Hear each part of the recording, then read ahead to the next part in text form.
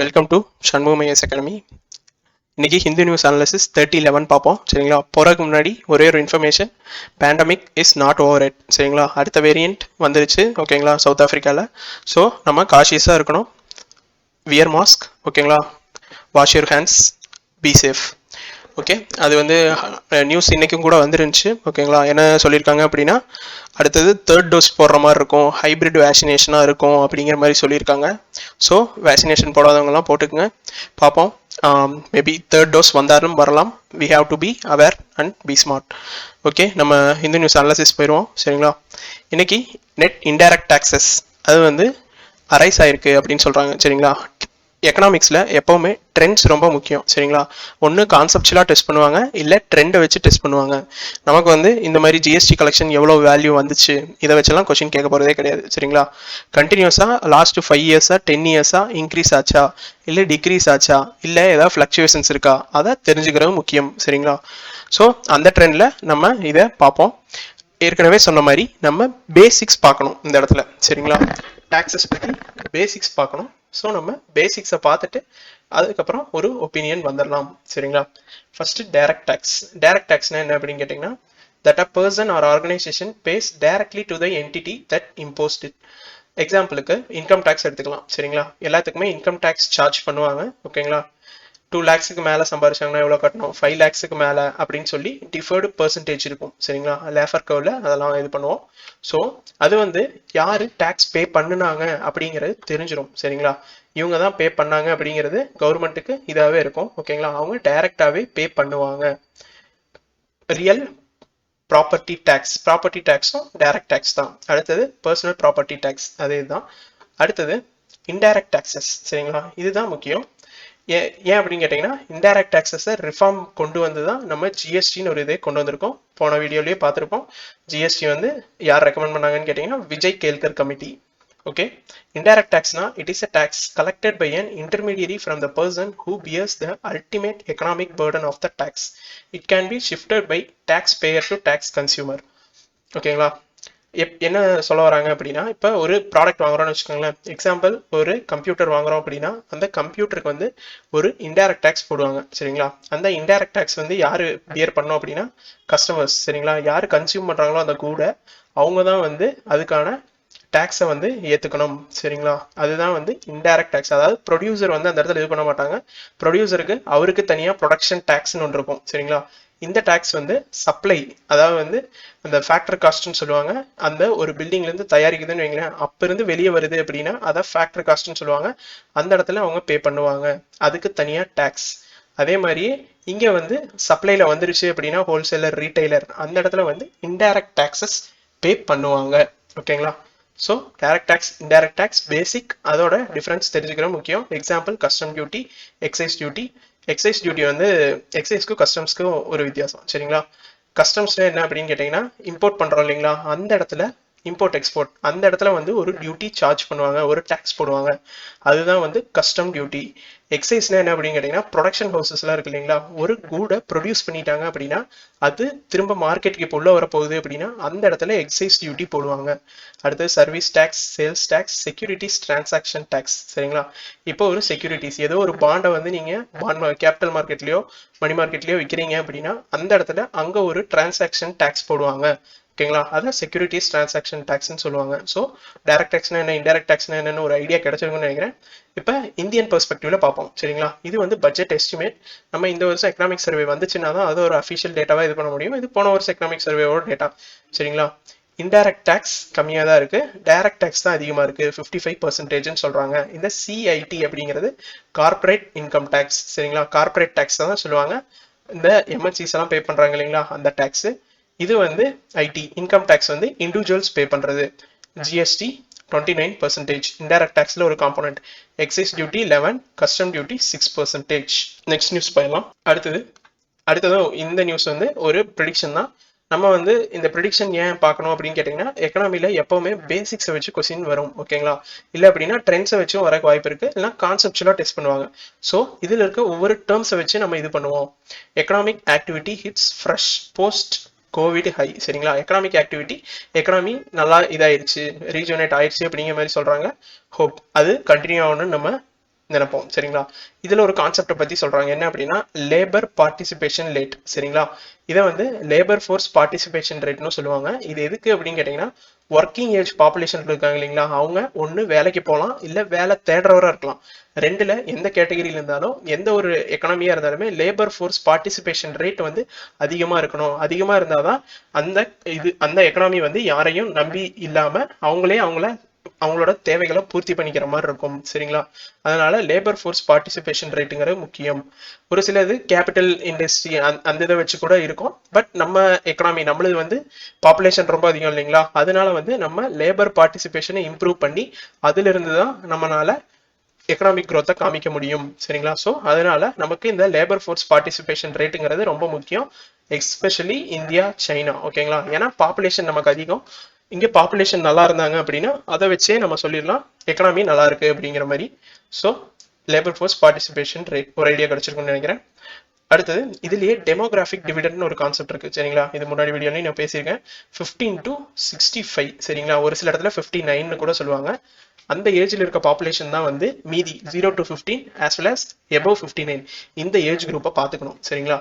So இந்த 15 to 59க்குள்ள நம்ம வந்து பாப்புலேஷன் அதிகமாக வச்சிருந்தோம் அப்படின்னா நம்ம வந்து லேபர் இன்டென்சிவ் எக்கனாமி அப்படின்னு சொல்லி சொல்லுவாங்க. சரிங்களா? ஸோ அதுக்கேற்ற மாதிரி நம்ம லேபர் இன்டென்சிவ்ல லேபர் ஃபோர்ஸ் பார்ட்டிசிபேஷன் ரேட்டை இன்க்ரீஸ் பண்ணணும். அதுக்கேற்ற மாதிரி தான் முன்னாடி வந்து 39.8% இருந்துச்சு, இப்போ 40.5%. ஸோ இன்க்ரீசிங் ட்ரெண்ட்ல தான் இருக்கு அப்படின்னு சொல்லியிருக்காங்க. அடுத்தது economic activity in India was almost 15% above the pre pandemic level. முன்னாடி இருந்த லெவலவே பேண்டமிக் வரதுக்கு முன்னாடி மார்ச் அந்த டைம்ல இருந்துச்சுங்களா, அப்போ விடவே 15% இன்க்ரீஸ் ஆயிடுச்சுங்கிற மாதிரி சொல்றாங்க. பார்ப்போம். நம்ம இவங்க டேட்டா எடுத்துக்க வேணாம், கவர்மெண்ட் டேட்டா எடுத்துக்கிறது ரொம்ப ரொம்ப நல்லது. சரிங்களா? டூரிசம் வந்து relatively small share of the country இருந்தாலும் அந்த டூரிசம்ங்கிறது ஒரு ஸ்பைரலிங் இதுன்னு சொல்லுவாங்க. சரிங்களா? Spiralling sector. ஏன்னா அவங்க மேஜரா டூருக்கு வர மாதிரி தான் இருக்கும், இங்க இருக்க டாலர் எல்லாம் இது பண்ற மாதிரி தான் இருக்கும். பட் அவங்க இங்க வந்து கன்சியூம் நிறைய பண்ணுவாங்க. சரிங்களா? நிறைய இது வந்து நம்ம பங்களாதேஷ்ல இருந்து வந்து சென்னையில வந்து ஆப்ரேஷன் பண்ணிட்டு போவாங்க. அவங்க டூரிசம்காக நம்ம வர மாதிரி மெடிக்கல் டூரிசம்னு சொல்லுவாங்க, அதெல்லாம் இது வர மாதிரி தான் இருக்கும். பட் இங்கேயும் ஒரு சில குட்ஸ் அண்ட் சர்வீசஸை கன்சியூம் பண்ணிட்டு போவாங்க. ஆப்ரேஷன் இங்கெல்லாம் சீப்பா இருக்கும், ஆஸ் வெல் அஸ் எஃபெக்டிவாகவும் இருக்கும் அப்படின்னு சொல்லிட்டு வந்துட்டு போவாங்க. சரிங்களா? ஸோ டூரிசம்ங்கிறது ரிலேட்டிவ்லி ஸ்மால் ஷேர் ஆஃப் எக்கனாமிங்கிறது அந்த டூரிசம் செக்டரை பத்தி மட்டும் சொல்றாங்க. பட் அது வந்து ஸ்பைரலிங் எஃபெக்ட் இருக்கு. அது வந்து டூரிசம்ங்கிறது அந்த இதை மட்டும் டூரிஸ்ட் இதை மட்டும் இது இல்லை, அவங்க வந்து இங்க இருக்கிற ஒரு சில கூட்ஸ் அண்ட் சர்வீசஸை கன்சியூம் பண்ணுவாங்க. அதுவும் முக்கியம். சரிங்களா? ஓகே, இந்த நியூஸ்ல ஒரு சில டேர்ம்ஸ் முக்கியம். ஸோ அதை பார்த்துட்டோம். ஸோ நம்ம நெக்ஸ்ட் நியூஸ் போகலாம். Per capita out of pocket health expenditure sees decline. ஓகேங்களா? ரிப்போர்ட் சொல்லியிருக்காங்க. இது ஒரு நல்ல சைன் தான். ஓகேங்களா? எந்த ஒரு இது கன்சியூமர் இருக்காரு அப்படின்னாலுமே ஒரு புவர் மிடில் கிளாஸ் அவங்க கிட்ட தான் அந்த அவுட் ஆஃப் பாக்கெட் எக்ஸ்பெண்டிச்சர் வந்து ஹெல்த்துக்கு வந்து ரொம்ப இதாக இருக்கும் அப்படின்னு வச்சுக்கோங்களேன். Health related to health.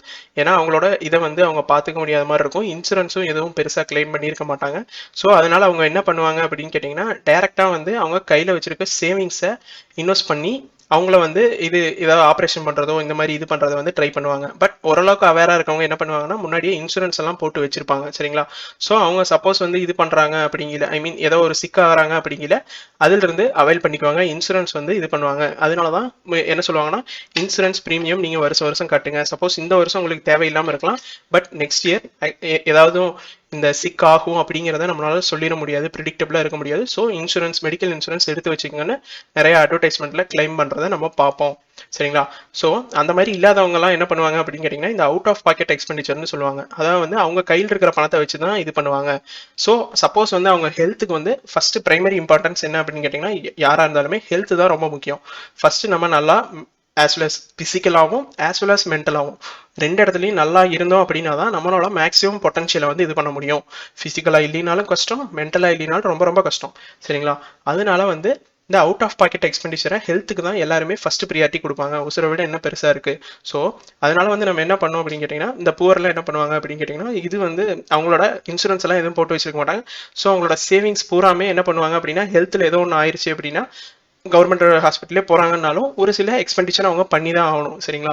So அது வந்து குறையணும். ஏன் குறையணும் அப்படின்னு சொல்றாங்க அப்படின்னு கேட்டிங்கன்னா அப்பதான் அவங்க சேவிங்ஸை வச்சு வேற ஏதோ ஒன்றில் வந்து இது பண்ணுவாங்க. ஓகேங்களா? எஜுகேஷனுக்கு செலவு பண்ணுவாங்க, ஸ்கில் டெவலப்மெண்ட்டுக்கு இது பண்ணுவாங்க.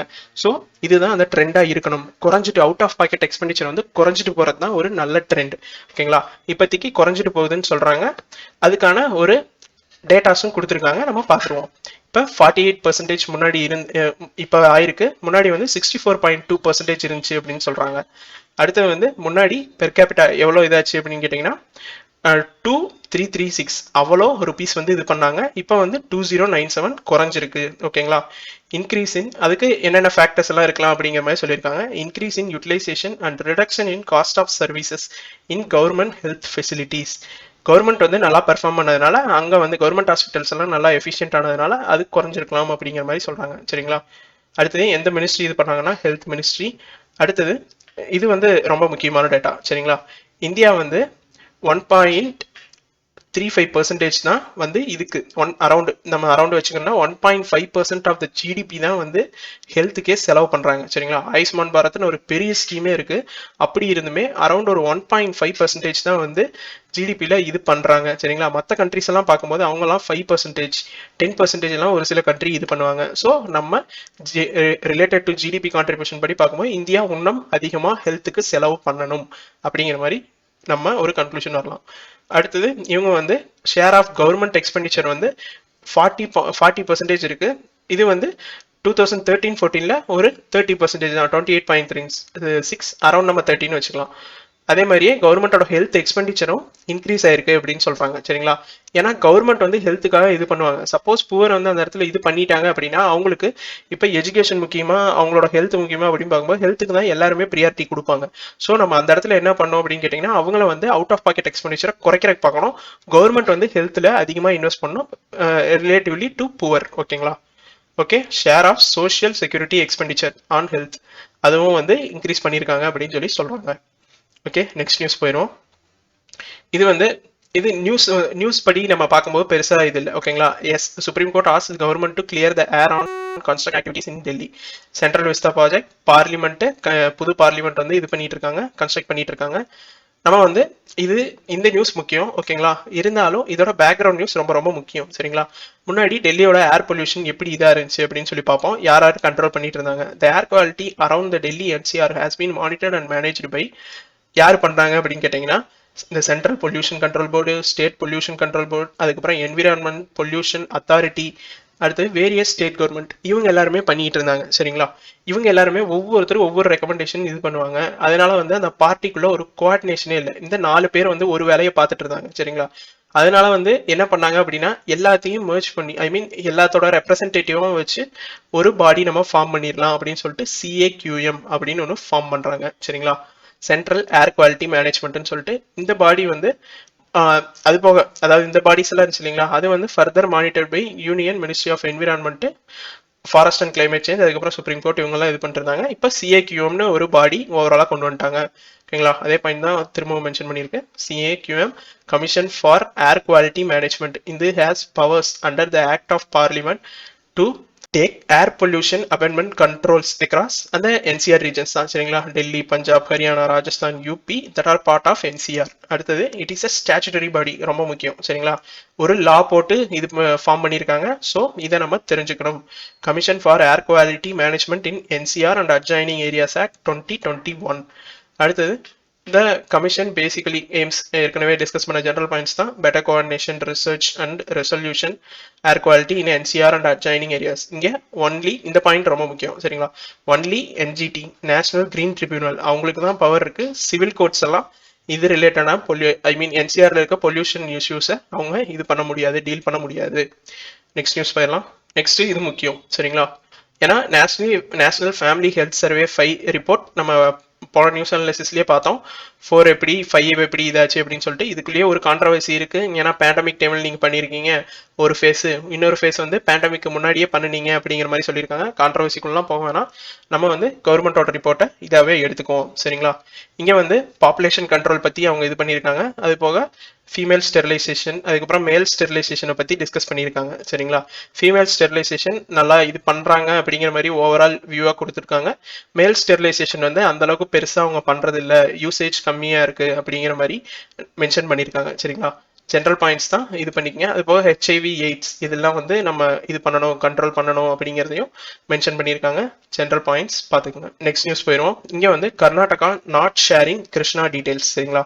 இதை வந்து நம்ம ஒரு நியூஸாக இது பண்ணுற காட்டிலுமே இதை வந்து நம்ம பேக்ரவுண்ட் போய் பார்த்தா இன்னும் நல்லா இதாக இருக்கும் சரிங்களா. Inter state water dispute act 1956 அப்போ தான் வந்து கொண்டு வராங்க. இந்த மாதிரி ஸ்டேட்டுக்குள்ளே இருக்க இதெல்லாம் டிஸ்பியூட்ஸ் எல்லாம் அங்கே பார்த்துக்குவாங்க அப்படின்னு சொல்லி இது பண்ணாங்க. அதுக்கப்புறம் சுப்ரீம் கோர்ட் ட்ரிபியூனல் யாரும் இது பண்ணக்கூடாது, அதெல்லாம் லக்ஷ்மிகாந்தில் இருக்கும், பார்த்துக்குங்க சரிங்களா. இப்போ நம்ம ஜாகிரபி ரிலேட்டடாக இருக்கிறது பார்ப்போம். கிருஷ்ணா ரிவர் ஓகேங்களா, இதுதான் 4th largest river in terms of water inflows and river basin area after Ganga, Godavari and Brahmaputra. இதோட மேஜர் சோர்ஸ் ஆஃப் இரிகேஷன் எங்கெங்கன்னு கேட்டிங்கன்னா, அதோட சோர்ஸே எங்கே அப்படின்னு கேட்டிங்கன்னா மகாபலேஸ்வர். எங்கே அப்படின்னு கேட்டிங்கன்னா மகாராஷ்டிராவில் இன் வெஸ்டர்ன் காட்ஸ். அதுக்கப்புறம் கர்நாடகா, தெலுங்கானா, ஆந்திரா. அதுக்கப்புறம் போய் பே ஆஃப் பெங்காலில் ட்ரெயின் ஆயிரும். இம்பார்ட்டன்ட் ட்ரிபியூட்டரிஸ் முக்கியம் கத்பிரபா, மலப்பிரபா, பீமா அண்ட் துங்கபத்ரா. அதுக்கப்புறம் எந்தெந்த சிட்டிஸ் அல்ல இதாக இருக்குது கிருஷ்ணா ரிவரில் அப்படிங்கிறது முக்கியம், அதையும் பார்த்துக்கணும் சரிங்களா. இது வந்து துங்கபத்ரா வந்து Hampi is on the banks of Tungabhadra 2019 prelims question. Thank you.